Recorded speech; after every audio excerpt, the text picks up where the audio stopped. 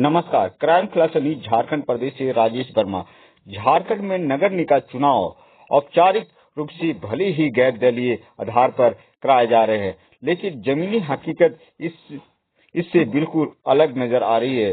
चुनावी मैदान में उतरे कई प्रत्याशियों की राजनीतिक पहचान सीधे तौर पर बड़े दलों और दिग्गज नेताओं से जुड़ी हुई है। इस बार शहरी सरकार की कमान संभालने की ओर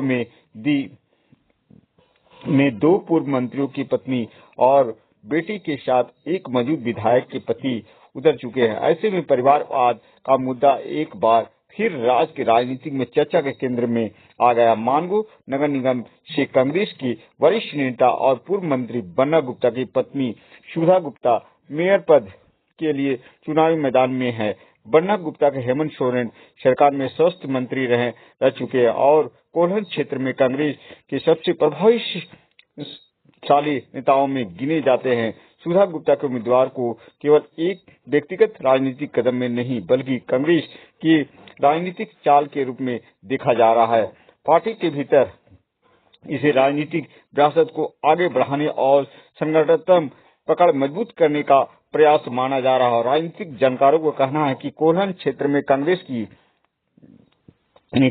पकड़ हाल के वर्षों में कमजोर हुई थी। ऐसे में बन्ना गुप्ता के राजनीतिक प्रभाव और नेटवर्क का इस्तेमाल कर पार्टी नगर निगम स्तर पर अपनी मौजूदगी दर्ज कराना चाहती है। सुधा गुप्ता के चुनावी मैदान में उतरने से कांग्रेस समर्थकों में उत्साह जरूर बढ़ गया, लेकिन विपक्ष इसे खुलकर परिवारवाद और उदाहरण बता रहे हैं। मेरनी नगर निगम में कांग्रेस की पूर्व मंत्री केएन त्रिपाठी की बेटी नर्मदा त्रिपाठी मेयर पद के लिए किस्मत आजमा रही है। केएन त्रिपाठी लंबे समय तक पलामू की राजनीति में प्रभावशाली भूमिका निभाते रहे और वर्ष 2009 में उन्होंने डाल्टनगंज विधानसभा सीट से जीत दर्ज की।